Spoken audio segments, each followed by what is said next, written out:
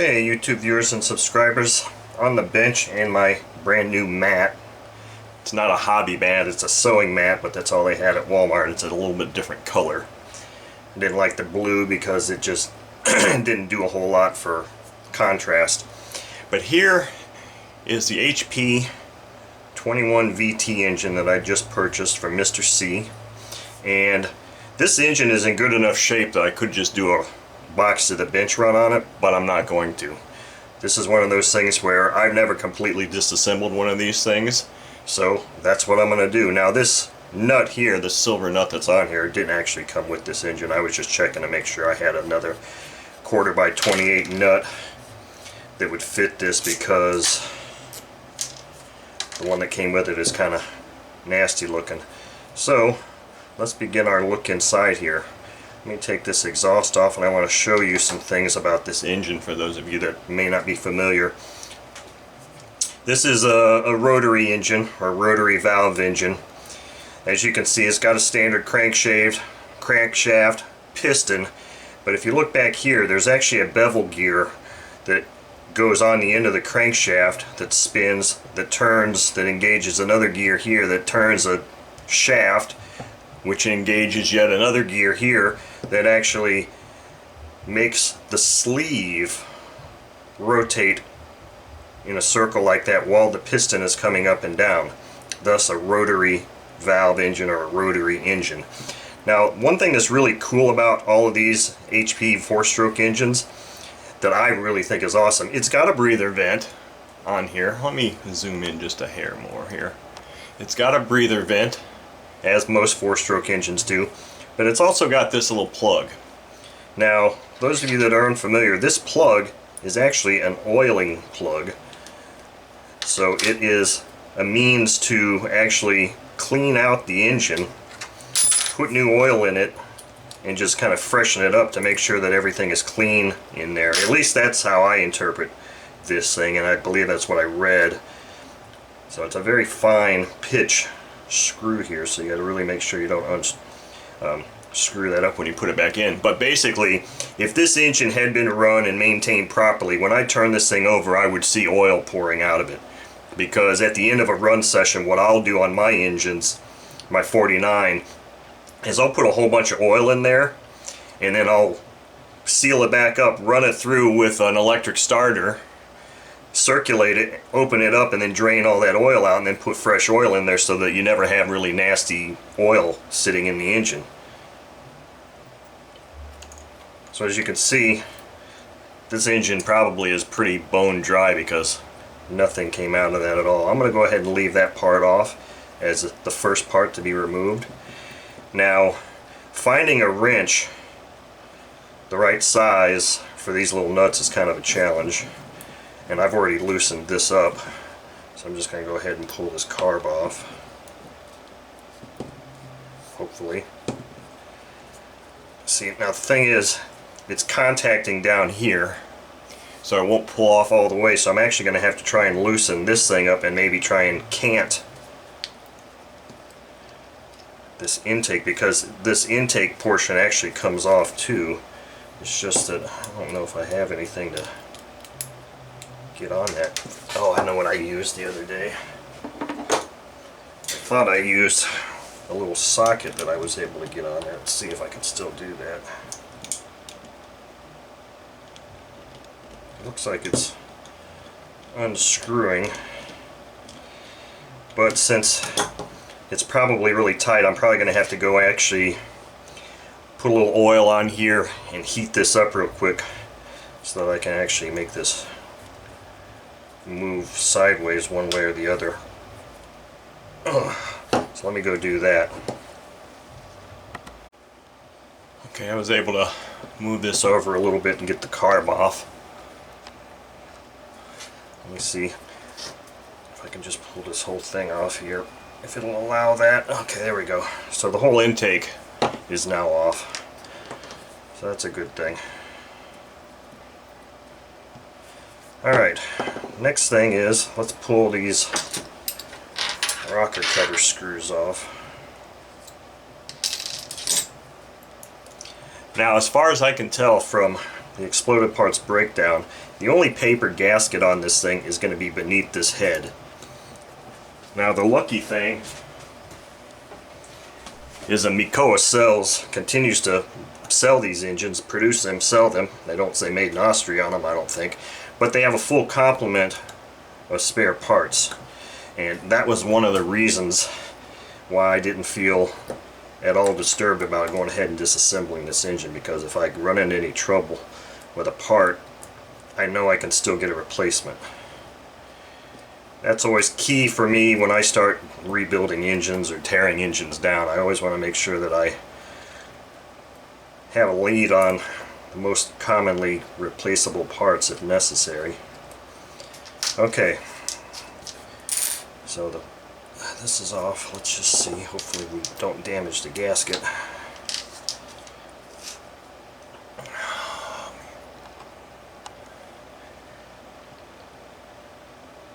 There is no, yeah, the gasket's destroyed. So this engine is quite a bit older than I thought, so I'll have to get a new gasket for that. But if you notice here, and I see something that I automatically don't like already, which is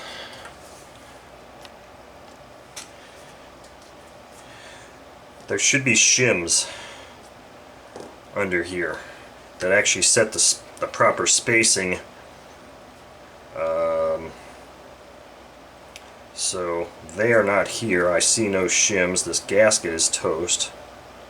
So this is all going to have to get disassembled and go in the ultrasonic. I also didn't know that I liked the way that front bearing or these bearings felt. But as you can see, this thing that you see rotating here, that's got a gear on top, that's kind of popping up now, is actually the sleeve.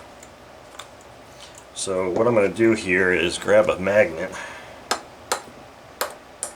and try to start pulling this thing out. Okay, it's not the sleeve. It is just the rotating valve. And there's just one hole in here. Let me get my magnifiers. As I'm doing this, I'm kind of inspecting what I'm seeing here. It looks like there's... Okay, it doesn't look like it's damaged. Doesn't look like the teeth look like they're in bad shape, but I do see the residual grease here. So they assembled it with some sort of grease, which is fine because I've got that. But this goes in the head like this, and there should have been shims, which I'm not feeling any shims at all. So I'm gonna have to order a stack of shims too, it looks like, unless... Oh wait, here we go. Here's one. Okay, there's the shims. Wow, those things are nasty. There's the 3 shims. So this thing is just nasty as all. It's going to need a complete clean. So that's why we're doing this. Now, the next thing is, this does not have a detachable head at all. This whole upper portion is one unit. So when I pull this top off after removing these 6 screws, the piston will still be left in there. I don't think there's any way to service this gear. If you look closely, you can see that piston going up and down. I don't think there's any way to service this gear, this shaft at all. I think that's one of those things where if this thing gets stripped out here, I think you're just done. You have to buy a whole new upper for it. So, with that said, let's finish opening this baby up. Now this has got a 2-piece crankcase, so it's just going to come apart like this.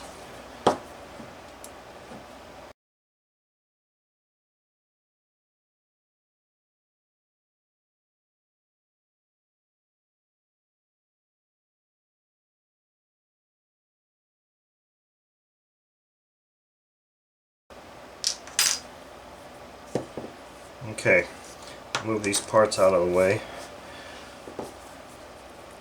Okay,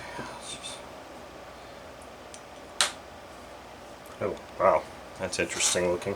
Okay, so let me pull this off to the side first, and let's look inside here.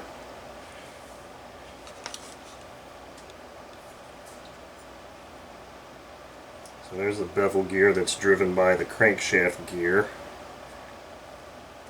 I don't know if that sleeve comes out. This is all sold, as far as I know, is sold as one complete unit through Mikoa.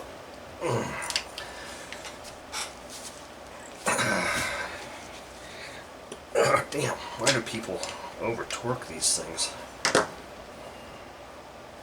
Now the danger with these engines is it's quite imperative that you use a short RC glow plug. You do not use a Fox Miracle plug, a plug with an idle bar, or anything like that, because if you do, this thing will rotate through and it will catch that end of the glow plug as it's rotating, and it will destroy this thing.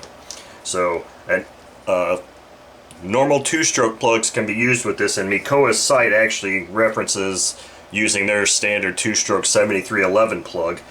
This looks like a Rossi plug, a Rossi cold plug probably, which is fine also.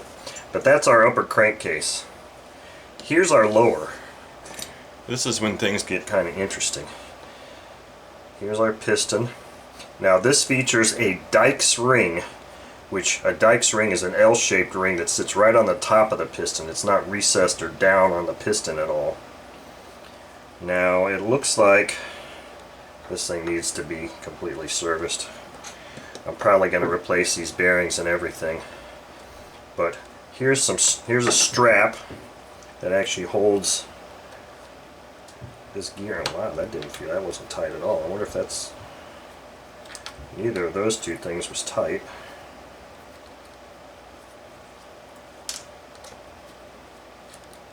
Kind of glad I'm tearing into this engine now. There's that.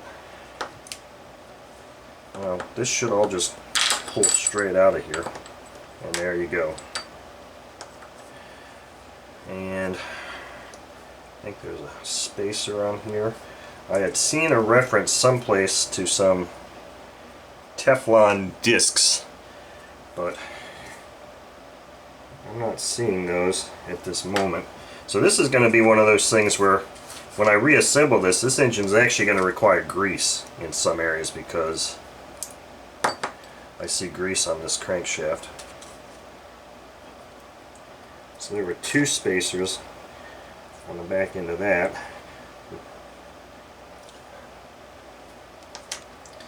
And I mean, that bearing feels fine. That bearing feels fine. I didn't actually pull this off here first. Here's something that's interesting. Let me wipe my hands real quick. This is just your standard tapered collet. Now, it has a timing mark on it, or a mark, an index mark. And this tells me that this engine has never been disassembled before, most likely, because, I don't know if you can see with that glare on there, this mark lines up perfectly with top dead center on the crank pin, which is how it should set up, because you use that to actually set the timing of this engine, which, by the way, is about the simplest timing mechanism you can have in any quote-unquote four-stroke engine. And Mikoa's site actually has a very, very good pictorial diagram of how to set the timing on this engine, but I'll obviously go through that when I get to that point also. But this is just a tapered collet, so if you pull this thing off, it could actually be put on with that timing gear or that notch in any orientation. That's why you really need to make sure that you've got top dead center. When I go to reassemble this, I'm not sure right now at this moment if I'm going to try and pull this off, or if I'm just going to throw this whole thing in my ultrasonic cleaner as it is and see what happens, because, well, I don't know. We're going to see. Right now these bearings feel fine, but after they go through the ultrasonic cleaner, I'm not so sure. Maybe I'm not going to ultrasonic clean them. I may just, because this doesn't look like it's got any real corrosion or anything on it, I may just soak these in some alcohol or maybe some old fuel, wipe them down really good, blow them out, re-grease them, and leave this assembly like this. I think that's what I'm going to do, because these bearings actually feel fine, and I don't want to ultrasonic that and get a bunch of grit and stuff in there. So I am going to have to order a new head gasket, which I'm not really sure how important that really is. These shims will get cleaned up. But anyway, that's a disassembly of this HP VT21 engine. And I hope I didn't just have that zoomed in too closely for all of that. So let me take a picture here of how some of these things went in.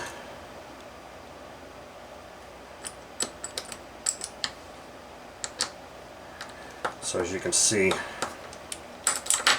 there's a notch here that engages the end of that crank pin. So that's your timing, or your drive, and then these straps go on here. Okay. Alright, so I think I have an understanding of how this thing goes back together. Now I'm going to have to look at the exploded parts breakdown because I am not seeing Teflon discs anywhere in this. Oh, except, no, I don't think it was the wrist pin they were talking about. But I'm not going to bother taking this apart either. I'll soak it in some LA's Totally Awesome cleaner, but I'm not going to bother taking it apart, I don't believe.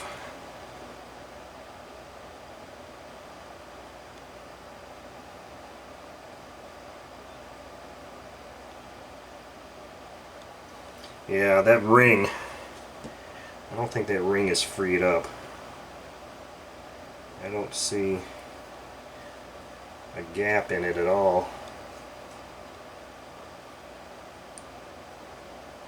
So I'm going to have to put this all in the ultrasonic and shake this up and see. Maybe that ring is compressed and it might need to be freed up. But anyway, so the next step for this is to drop these parts in the cleaner and get them cleaned up.